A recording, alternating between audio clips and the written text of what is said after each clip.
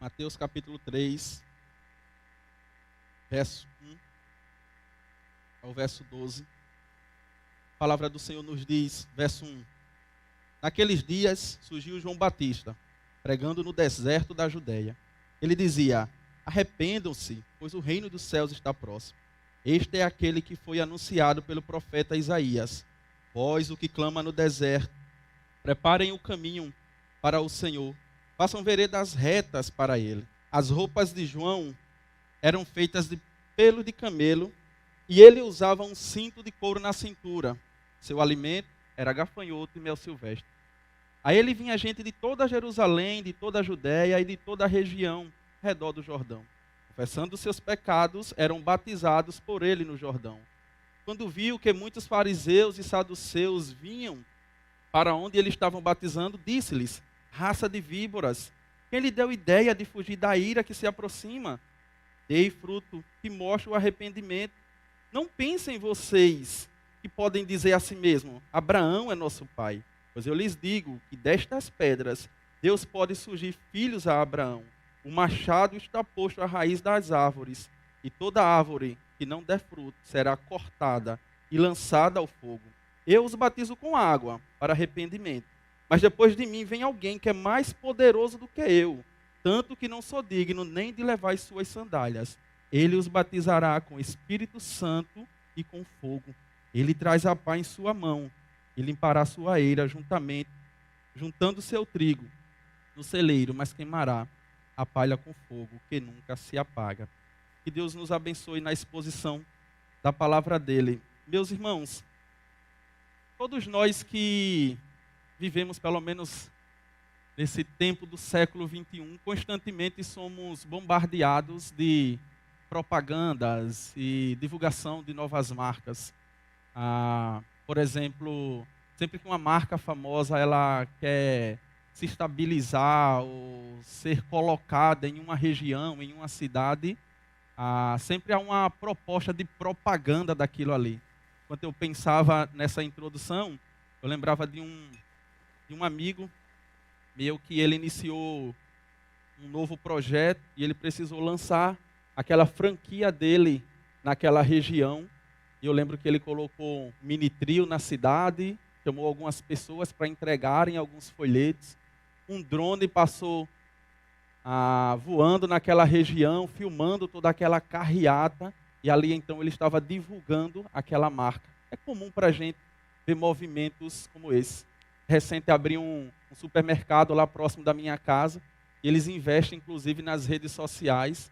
De repente eu estou passando lá o Instagram, apareceu para mim a divulgação desse novo comércio. E lá em cima estava patrocinado. Eles patrocinam isso. E o algoritmo, então, faz um mapeamento das pessoas daquela região ali e começa a mandar para você a propaganda daquele novo comércio que está chegando ali. Então, há vários movimentos quando um comércio, você quer lançar uma marca em um local. É interessante pensar nessa introdução para esse texto da exposição de hoje, porque o reino de Deus está chegando e parece que há também uma propaganda ou alguém que vem preparando o caminho para a chegada desse grande rei e desse grande reino que se aproxima. E João Batista, então, é esse camarada que tem essa missão de preparar o caminho, de fazer a propaganda para aquele que está chegando, que é o nosso Senhor Jesus Cristo. Vale ressaltar também, meus irmãos, que quando nós pensamos nesse momento que João Batista é levantado, nós deveríamos fazer um exercício rapidamente de olhar um pouco para trás e lembrar que Deus tinha silenciado a sua fala. Já havia cerca de pouco mais, talvez, de 400 anos que Deus não levantava nenhum profeta para falar com o seu povo. Malaquias, então, é esse último profeta que Deus levanta e fala com o povo e exorta o povo. E a partir daí, então, Deus fica em silêncio. Não em silêncio no sentido de que Deus não está agindo. Deus estava agindo no tempo e na história. Mas Deus não levantou mais ninguém, mais nenhum profeta para falar com o povo. E cerca de 400 anos, o povo não tinha uma figura semelhante a Isaías, Jeremias, Miqueias, Abacuque. Nenhum homem foi levantado com essa figura. Com 400 anos, como era que o povo se alimentava e era instruído? Pela leitura da palavra de Deus e os ensinamentos. Por isso depois surgem tantos doutores da lei, homens que começaram a se debruçar na palavra de Deus nesse tempo para ensinar o povo. Mas nenhum profeta semelhante a esses do Antigo Testamento foi levantado. Mas de repente, o reino de Deus está próximo, está chegando, está se aproximando. A gente viu a semana passada que o rei nasceu. Ele foi ovacionado, ele foi recebido pelos magos, com presentes, com honrarias. O rei chegou. E 30 anos, basicamente, se passou daquele período que nós vimos a semana passada no capítulo 2, onde o menino Jesus é recebido com ofertas e com honrarias. Cerca de 30 anos se passaram para o capítulo 3 que nós acabamos de ler. E de repente uma figura, do nada, surge no deserto, pregando. A pergunta é, aquele que quer fazer uma propaganda, que quer trazer uma nova marca para uma cidade, jamais ele escolheria a periferia, os desertos, para fazer a sua propaganda. Talvez ele fosse no templo ou na frente do templo, mas não é estranho para nós que Deus vai sempre na contramão daquilo que nós pensamos que é o correto. Parece que é assim, o rei chega num lugar simples, numa cidade simples. A propaganda a respeito do início do seu reinado também é simples, é num deserto. Homem, então, que se alimenta de mel silvestres e de gafanhoto. Homem que talvez você olha para ele e as vestes dele talvez não fossem tão apropriadas, por exemplo, para esse culto do domingo aqui. Mas é um homem simples e que tem uma mensagem forte. E é isso que eu gostaria de ver com os irmãos, então, na mensagem de hoje. O tema da nossa mensagem, preparando o caminho para a chegada do rei. Eu vou dividir esses 12 versículos em 3 partes. A primeira dela, veremos um pouco sobre João Batista, seu ministério e seu chamado. A segunda parte, a sua mensagem e o efeito da sua mensagem. Apesar de ser um homem simples, um homem que está no deserto, ele tem uma mensagem poderosa e que gera efeitos poderosos. E veremos no final o terceiro ponto, batismo com o Espírito Santo e com fogo. Então, pensando a respeito de João, essa figura de destaque, que se destaca por não ser parecido com os outros. João Batista é aquele que é primo de Jesus. Nós vimos que seu pai recebe então uma revelação de que sua esposa ficaria grávida. Ele passa um período sem poder falar porque desacredita. Mas João Batista então vem como uma promessa que nós lemos aqui na introdução do nosso culto, de Isaías capítulo 40, quando diz, vós que clama no deserto, preparem um caminho para a chegada do rei. Nós lemos aqui que as estradas iam ser organizadas, estão falando dos corações, daqueles que receberiam a mensagem. João Batista é como aquele que vai à frente organizando as coisas. A gente faz um pouco disso, dá um exemplo para os irmãos, para ficar mais claro esse papel de João Batista. A gente faz isso aqui nos retiros de carnaval, por exemplo. Antes de irmos para o retiro, geralmente na sexta-feira, uma equipe de comissão vai um dia antes, prepara a casa, limpa o local, organiza tudo para receber os irmãos no dia seguinte. É basicamente isso que João está fazendo. Preparando as estradas, organizando os caminhos, já trazendo essa palavra aos corações para a chegada daquele que é o Salvador de todas as coisas. Então João é essa figura que aparece, que foi profetizada por Isaías, uma voz que clama no deserto. No versículo 3 ainda, de Mateus, a gente vê que ele tem essa missão, e a missão dele é de anunciar a mensagem. Então ele é um homem que ele vem de uma promessa e ele vem com uma missão. João tinha uma missão. Ele tinha um estilo de vida, como eu disse, talvez um pouco estranho para nós, por causa de como ele vivia, das suas vestes. Só a nível de contextualização a respeito de João, há sempre uma questão de como ele surge ali no deserto. Alguns vão dizer que talvez ele foi criado ou passou um tempo com uma tribo chamada de essênios, um povo chamado essênios que vivia no deserto. Mas não há nada nas Escrituras que afirme isso. Há uma possibilidade de que isso seja verdade. Mas João tem essa identidade, ele é alguém que tem uma missão, ele tinha uma consciência da sua missão. Esse ponto eu vou querer desenvolver um pouco mais na frente, sobre essa consciência da missão que ele tinha e de sua identidade, de quem ele era. Acho que nós precisamos pensar um pouco a respeito disso. Primeiro, de quem nós somos e ter consciência de que, fato, quem nós somos em Cristo e qual é a nossa missão aqui nessa terra. Mais à frente eu volto, a gente trabalha um pouco mais esse ponto. Mas veja, sobre João. João era uma pessoa consciente a respeito disso. No Evangelho de João, capítulo 1, versos 19 a 23, a palavra do Senhor diz o seguinte, João 1, 19 a 23, verso 19. Esse foi o testemunho de João, quando os judeus de Jerusalém enviaram os sacerdotes e levitas para lhe perguntarem quem ele era. Ele confessou e não negou, e declarou abertamente, não sou Cristo. Perguntou-lhes, e então quem é você? É Elias? E ele, não sou. É o profeta? Ele respondeu, não. Finalmente perguntaram, quem é você? Dê-nos uma resposta para que possamos levar aquele que nos enviaram. E diz acerca de si mesmo. João, verso 23, João respondeu as palavras do profeta Isaías. Eu sou a voz do que clama no deserto. Façam um caminho reto para o Senhor. Ainda Mateus capítulo 3, verso 11. João ainda falando sobre ele, sobre sua identidade, ele vai dizer, eu os batizo com água para arrependimento, mas depois de mim, vem um que é mais poderoso do que eu, qual não sou digno nem de levar suas sandálias. Ele os batizará com o Espírito Santo por fogo. Então João tem consciência de quem ele é. Ele é aquele que foi chamado para clamar no deserto. E a respeito de que se ele é o Cristo ou não, ele diz, eu não sou. Ah, então você é o Elias. Eu não sou. Sou simplesmente uma voz que clama no deserto. E sobre o Cristo, só para vocês terem uma ideia, eu não sou nem digno de levar suas sandálias. Para deixar claro para vocês a minha missão e, de fato, quem eu sou. Então percebemos então que João, ele tem uma missão. Esse é o João Batista, do nosso primeiro ponto. Ele é esse que veio para preparar, para organizar o caminho da chegada do Senhor. Ele tem consciência da sua missão e ele tem consciência de quem ele é. E esse ponto, meus irmãos, do verso 1 a verso 4 é muito importante para nós. Porque nós vivemos um tempo que há uma crise de identidade. Há um esforço da nossa parte de sermos, muitas vezes, aquilo que nós não somos. E é feio. Os irmãos concordam comigo? Quando você está diante de uma situação e vê alguém tentando se comportar ou se vestir de uma forma diferente, isso é muito estranho. E eu acho que esse é um grande desafio nosso, de identidade. Nós não sabemos quem somos, principalmente quando se trata do reino de Deus. Paulo vai tratar isso, é muito interessante, aos Coríntios, porque até mesmo sobre o uso dos dons, os irmãos queriam um dom do outro.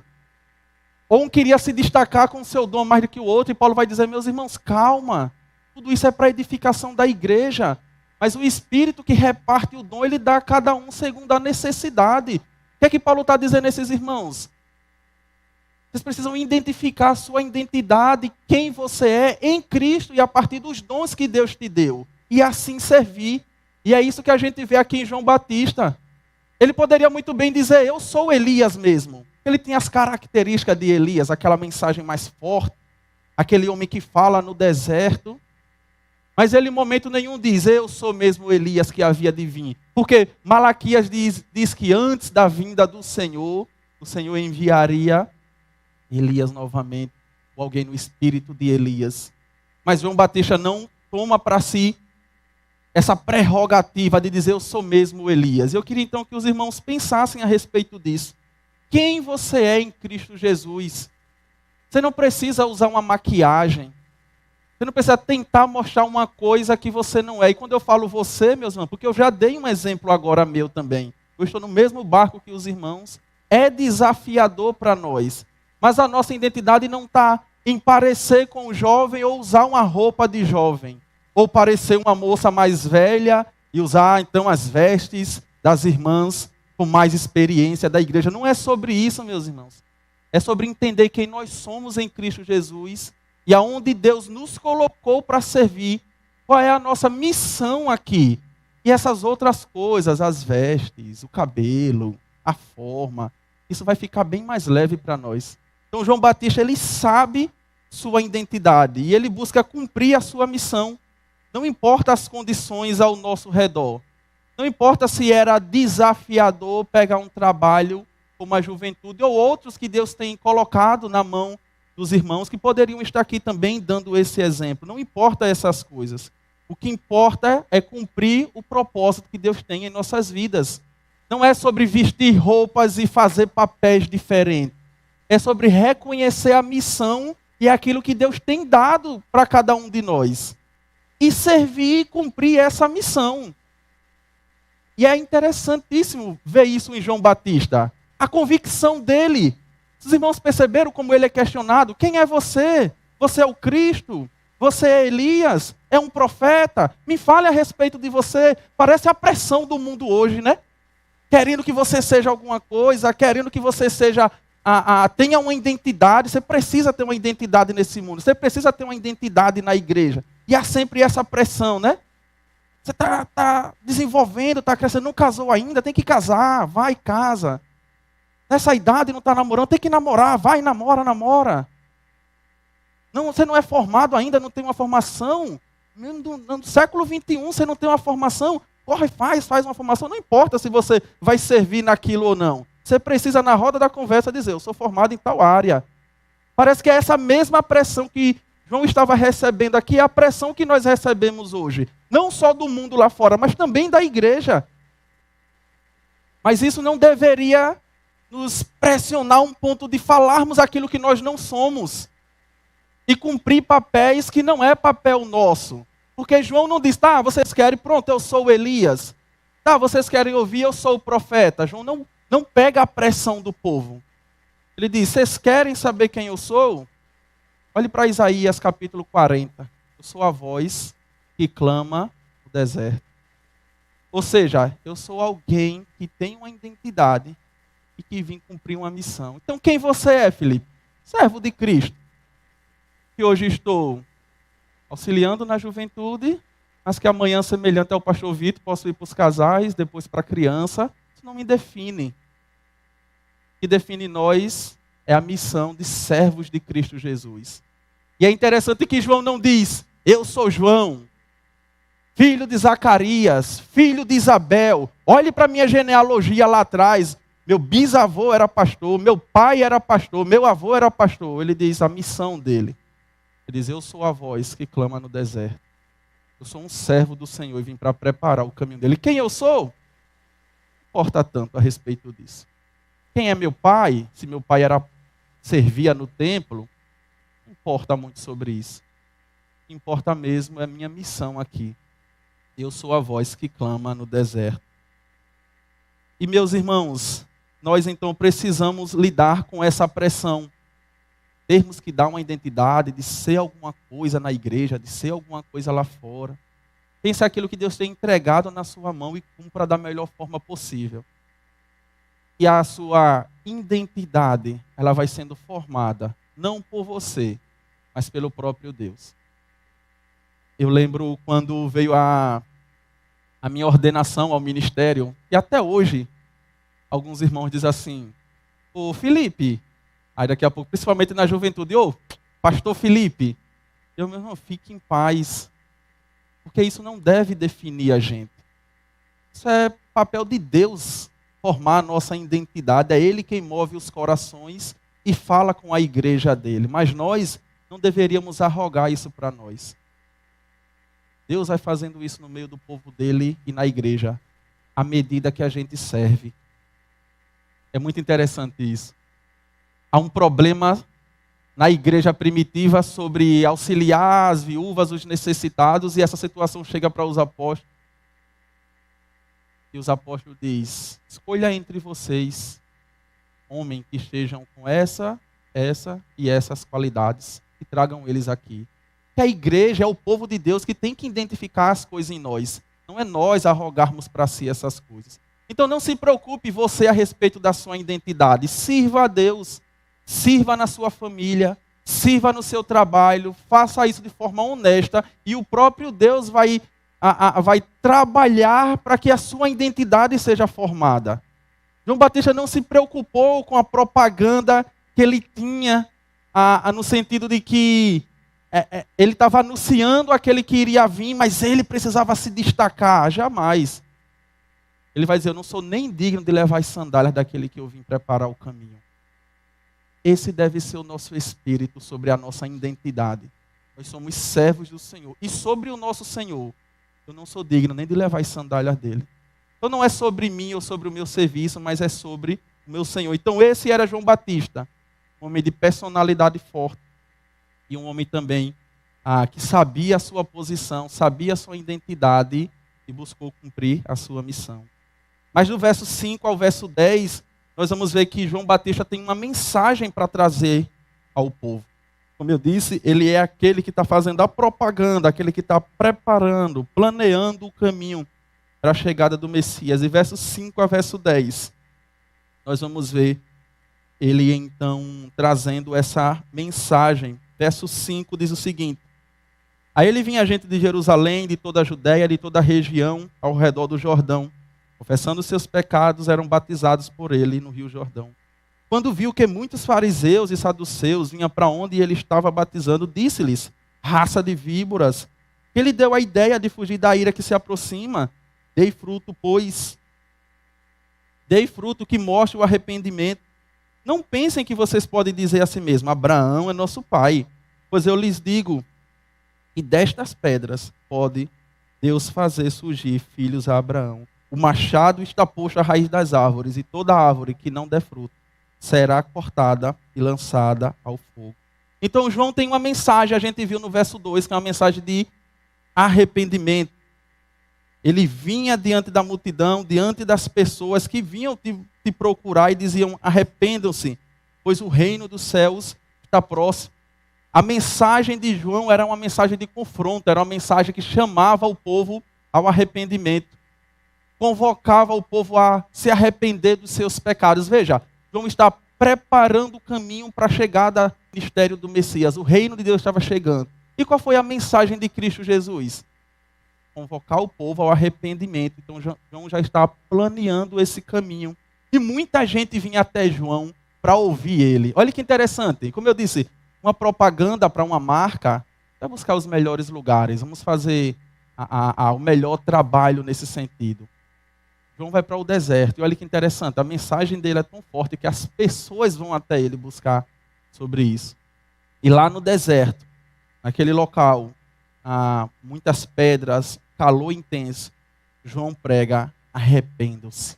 Diferente de Jesus, João não sonda a mente e os corações e sabe o que as pessoas estão em seus corações. Mas João já tinha mais de 30 anos de idade e ele sabia quem era a multidão que vinha buscar ele. Ele sabia quem eram aqueles que vinham até ele para ouvir a mensagem. E muitos vinham, ele pregava e as pessoas se arrependiam e João batizava. Mas um grupo diferente se aproxima de João e querem também ser batizado. Um grupo diferente, no verso 7 vai dizer: e quando João viu que os fariseus e os saduceus vinham para onde ele estava para ser batizado, João disse a ele: raça de víboras. Parece, meus irmãos, que o cenário é o seguinte: tem várias pessoas vindo ali, João está pregando e batizando, mas de repente João vê meio que duas comitivas, ou talvez um grupo só dessas duas comitivas se aproximando e começam a ouvir João. E João de repente meio que vira ao lado assim e se direciona para esses dois grupos que queriam ser batizados também, os fariseus e os saduceus. E João chama ele: raça de víboras. O que vocês querem aqui? É muito estranho para a gente, né, ouvir uma expressão dessa se direcionando ao povo, mas naquele contexto faria todo sentido. Eu estou pregando no deserto. Eu quero falar o quanto esse grupo que está vindo é diferente dos outros. Que exemplo eu usaria aqui? As cobras talvez faria sentido. Aquele animal que rasteja ali no deserto e que de forma traiçoeira golpeia suas vítimas. João chama aqueles que estão vindo, se aproximando dele, de raça de víboras. Vocês são como serpentes. A intenção de vocês não é ouvir a palavra, se arrepender e ser batizado, porque houve um efeito no coração de vocês. Mas semelhante a uma serpente, vocês estão aqui para em algum momento dar o golpe de uma serpente. E João chama aquele povo ao arrependimento, chama aquele dois grupos ao arrependimento. O grupo dos fariseus é o grupo dos santos, por assim dizer. Daqueles que são mais separados. Daqueles que buscam cumprir as coisas como deveriam ser. Ou pelo menos olhar para a lei e buscar cumprir isso. O grupo dos saduceus talvez não tão um grupo nesse sentido, mas um grupo mais da conversa. Um grupo mais aberto. Consegue dialogar com os outros povos e vamos ver no que é que isso vai dar. O ponto é que esses dois grupos se aproximam de João e parece que eles querem ser batizados. E João diz, vocês precisam dar frutos de arrependimento. Não é só chegar aqui e achar que vocês serão batizados e vocês estarão limpos, não. Porque é um batismo de purificação aqui que João está realizando. Então diz, vocês precisam dar frutos de arrependimento. O coração de vocês precisa mudar a respeito do que eu tenho pregado. O reino de Deus está se aproximando, eu estou preparando o caminho. E vocês vêm até aqui como se fosse uma espécie de brincadeira, olhar o que está acontecendo. E querem participar desse rito. Não é assim que se participa desse rito. Para vocês serem batizados aqui, vocês precisam dar frutos de arrependimento. E como essa mensagem é impactante para a gente, meus irmãos, para nós também hoje. Quando muitas das vezes nos aproximamos da mesa do Senhor, queremos participar desse momento do culto coletivo, da congregação do Senhor cultuando, mas nossos corações distantes de Deus. Queremos participar da mesa do Senhor, ceiar, tomar do cálice, comer do pão, mas não há frutos de arrependimento em nossos corações, estamos distantes de Deus. E o Senhor que sonda mentes e corações, sabe como nós chegamos aqui. Muitas das vezes sem se preparar, sem se organizar, sem refletir sobre a vida, simplesmente porque eu quero fazer parte desse movimento.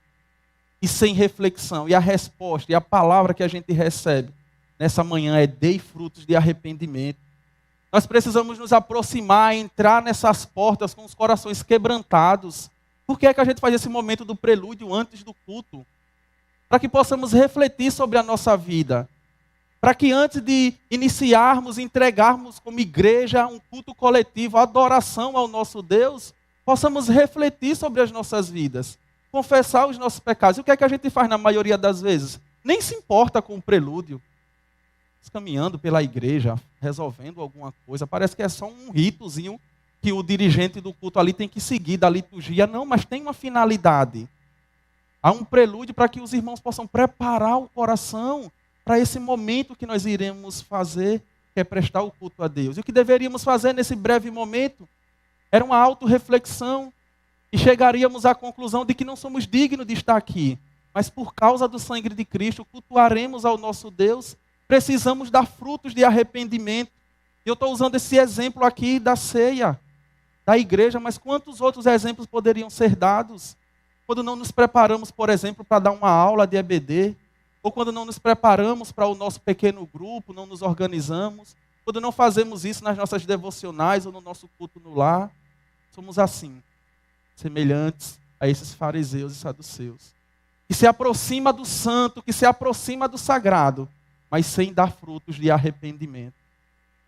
E o Senhor nos convoca hoje a dar frutos de arrependimento. Aqueles que desejam se aproximar de Deus, aqueles que desejam fazer parte desse reino, a propaganda está sendo feita, João Batista está trazendo a propaganda, mas aqueles que desejam ser inseridos nesse novo reino de Deus, precisa dar frutos de arrependimento. E nesse sentido o evangelho ele é radical. Nesse sentido é dar frutos mesmo, é largar práticas, é largar coisas. É sondar, é balizar os nossos corações com a cruz de Cristo. É pegar as nossas práticas e a cruz de Cristo e colocar isso na balança. E refletir se de fato nós temos frutos de arrependimento. E não pense você que por causa da sua idade, talvez um pouco mais velha, ou mais velho, você já chegou no nível não, semelhante ao mais novo. Você tem o mesmo coração caído, que precisa dia após dia ser alimentado e balizado pela cruz de Cristo. E possamos então dar frutos de arrependimento. Se colocar diante do Senhor, reconhecendo: Senhor, eu não sou digno. O reino que João está trazendo a mensagem, está preparando as mensagens que nós veremos nas próximas exposições a respeito do Evangelho, é para aqueles que entendem que não é digno de estar ali. Mas eles estão por causa de Cristo. João então tem uma mensagem forte. Ele diz: raça de víboras, dê frutos de arrependimento. Mas no verso 10 ele vai dizer por que eles deveriam dar frutos de arrependimento. Porque eles deveriam se arrepender das suas práticas, para que assim pudessem ser batizados nesse batismo da purificação. Verso 10 ele vai falar por quê. O texto vai dizer: o machado já está posto à raiz das árvores.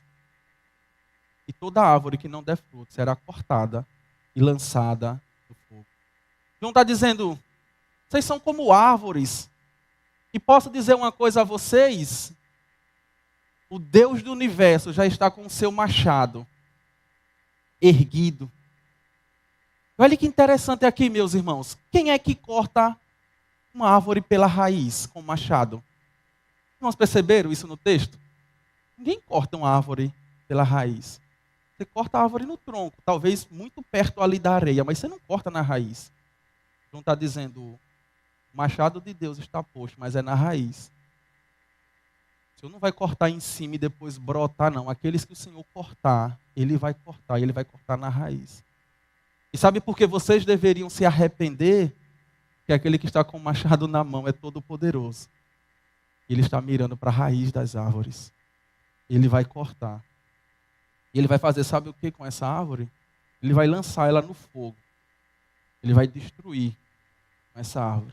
Então, se você é uma árvore, se você confessou a Deus, faz parte do reino de Deus, dê fruto digno dessa árvore.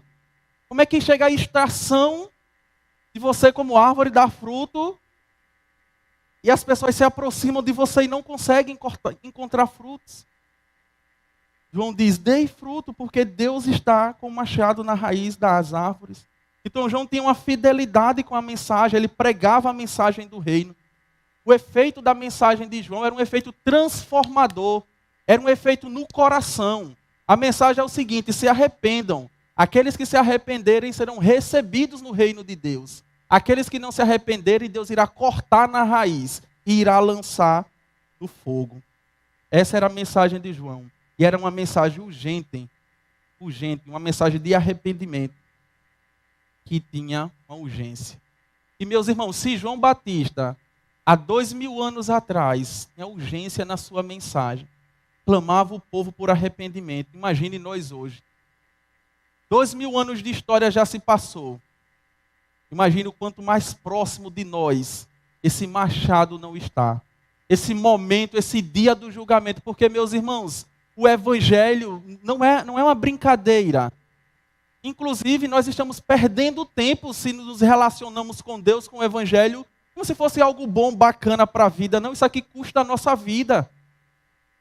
Isso aqui custa a nossa identidade. Muitas das vezes somos transformados em outro, ou devemos ser transformados em outro. Muitas das vezes isso aqui muda todos os nossos planos de vida e carreira. O evangelho não é uma brincadeira. Não é sobre um clube que eu escolho fazer parte aqui, depois eu encerro a assinatura e vou para outro grupo, não. Isso aqui requer a nossa vida. O evangelho é coisa séria, a mensagem do arrependimento é séria. Porque o machado está posto na raiz das árvores e a urgência que preguemos sobre isso. E devemos dar frutos, então, dignos de arrependimento. Paulo, escrevendo aos Efésios a respeito desses frutos de arrependimento, capítulo 4, a partir do verso 22. Efésios 4, 22, Paulo vai dizer o seguinte: quanto à antiga maneira de viver, vocês foram ensinados a despir-se do velho homem, que se corrompe por desejos enganosos, a serem renovados com uma nova maneira, novo modo de pensar, e revestir-se do novo homem, criado para ser semelhante a Deus em justiça, em santidade, proveniente da verdade. Portanto, cada um de vocês deve abandonar a mentira, falar a verdade ao próximo, pois todos somos membros do mesmo corpo. Quando vocês ficarem irados, não pequem. Apaziguem a ira antes que o sol se ponha. E não deem lugar ao diabo ou brecha ao inimigo. Porque esses irmãos não deveriam dar brecha ao inimigo ou dar lugar ao diabo? E ele vai dizer que eles deveriam então se relacionar com os irmãos, suprindo a necessidade uns dos outros. E fazer todas essas coisas que ele disse anteriormente seria dar brecha ao inimigo. Verso 29 diz: nenhuma palavra torpe saia da boca de vocês, mas apenas o que for útil para edificar os outros, conforme a necessidade, para que conceda graça aos que ouvem. Não entristeçam o Espírito de Deus, o qual vocês foram selados para o dia da redenção. Livrem-se de toda amargura, indignação e ira, gritaria, calúnia, bem como toda maldade. Sejam bondosos, passivos uns para com os outros, perdoando-se mutuamente, e assim como Deus perdoou vocês em Cristo. Esse é o fruto digno de arrependimento. Não é sobre confessar com a boca que se arrependeu, mas é largar a mentira, é largar a gritaria, é não dar brecha ao inimigo, é auxiliar os necessitados. Esses são os frutos que as árvores que estão plantadas em Deus deveriam dar. Então essa é a mensagem de João. Mas ainda para irmos para o nosso último ponto, verso 11 e 12, João fala do batismo com o Espírito Santo e com fogo. João vai dizer, verso 11, eu os batizo com água para arrependimento, mas depois de mim vem alguém mais poderoso do que eu, tanto que não sou digno nem de levar as suas sandálias. Ele os batizará com o Espírito Santo e com fogo. Ele traz a pá em sua mão e limpará a eira, juntando seu trigo em celeiro, mas queimará a palha com fogo que nunca se apaga. João vai dizer, eu estou falando para vocês, convocando vocês ao arrependimento, batizando vocês nas águas, mas quem sou eu? Quem é João Batista? Quem é esse que prega no deserto e batiza um batismo de arrependimento? Não sou ninguém, comparado àquele que vai vir. Aquele que tem um machado na mão. Ele sim, o qual não sou digno nem de levar suas sandálias, batizará vocês com outro batismo que eu não consigo batizar. Batismo do Espírito Santo. Ele sim vai batizar vocês, um batismo que insere vocês no reino de Deus. Isso para aqueles que creem nele e de fato dá frutos de arrependimento, como vimos agora em Efésios capítulo 4. Mas é o mesmo também que batiza com fogo. E fogo aqui está associado ao que vimos lá em cima. Aquele que corta a árvore e lança o fogo. Porque a mensagem do Evangelho, como diz Marcos Granconato, ela tem dois efeitos. Ela tem esse efeito da salvação para aqueles que creem e recebem Cristo como Salvador, se arrependem dos seus pecados e dá frutos de arrependimento. Mas ela também tem o efeito da condenação. Porque naquele grande dia, aqueles que foram resistentes à palavra do Senhor serão batizados no fogo, serão inseridos. Aqueles que foram batizados com o Espírito, se por um lado, inseridos no reino de Deus. Aqueles que resistiram à mensagem do Evangelho são batizados e são inseridos nesse lago de fogo. De fato, na Bíblia, fogo aparece em outro momento, falando sobre uma purificação. Mas esse texto aqui é um fogo de condenação. E ele diz o seguinte, ele tem outro elemento também na mão. Ele não tem um machado somente. Ele tem também uma espécie de um garfo. Talvez com 2 ou 3 pontas. E ele pega o trigo e separa o trigo da palha. Guarda o trigo no seu celeiro, mas a palha ele queima no fogo. Então um dia o Senhor virá e ele vai julgar essa terra. E o seu julgamento vai ser um julgamento também de condenação para aqueles que não creem. E não é porque Deus é mau. Talvez estou criando na cabeça dos irmãos um Deus mau, perverso. Porque Ele é santo. E aqueles que não aceitaram o seu Filho como único, exclusivo Salvador, serão batizados nesse batismo com fogo. E serão lançados no fogo que nunca se apaga. Apocalipse diz que um dia a taça de Deus, da ira de Deus, ela irá derramar, semelhante a esse copo. E vai enchendo. Uma hora ele transborda. E nesse transbordar, Deus irá vir. Irá julgar com mão forte. Aqueles que estão escondidos em Cristo serão preservados do seu celeiro. Aqueles que deram frutos dignos de arrependimento. Aqueles que, apesar de lutarem com todos os seus pecados, apesar de lutarem com todas as suas inclinações nessa vida, apesar de todas as suas falhas, seus defeitos, lutaram para viver uma vida santa. Esses serão colocados no celeiro, serão guardados em Deus. Mas para aqueles que viveram uma vida devassa, para aqueles que entraram por esses átrios, por essas portas, sem levar em conta o culto, para aqueles que direcionaram e governaram sua família, sem se importar com Deus e com a lei de Deus, para aqueles que nos seus trabalhos foram infiéis, não cumpriram o seu papel, esses que não deram frutos de arrependimento, o Senhor irá cortar na raiz e irá lançar num fogo que nunca se apaga. Essa é a imagem, a mensagem que nós temos aqui.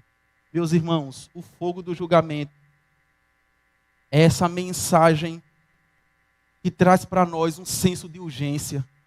João Batista pregava uma mensagem urgente, o reino está chegando. E esse reino já chegou até nós, a mensagem do Evangelho chegou. Mas parece que essa mesma frase de João está ecoando 2000 anos depois. Arrependam-se e deem frutos de arrependimento. Que a vida de vocês mostrem que de fato vocês precisam de Deus. Essa é uma mensagem que nos leva a refletir a respeito de como nós estamos com Deus. Talvez estamos no automático e Deus nos chama nesse momento a dar uma pausa na vida. Como nós estamos caminhando distante cada vez mais para longe de Deus e não levando o Evangelho e o reino de Deus a sério. Uma mensagem como essa traz uma reflexão para nossas vidas. Não deveríamos sair daqui da mesma forma que entramos. Bacana a mensagem, o irmão pregou uma mensagem boa, bacana essa série, né? Vou esperar a próxima da próxima semana. Não, meus irmãos. É uma mensagem de urgência, uma mensagem de arrependimento. Nosso Senhor já veio, já estabeleceu o seu reino, foi levado aos céus, mas Ele prometeu, eu irei voltar. E quando Ele voltar, Ele vai julgar essa terra. E a pergunta é, quem nós somos nesse julgamento de Deus?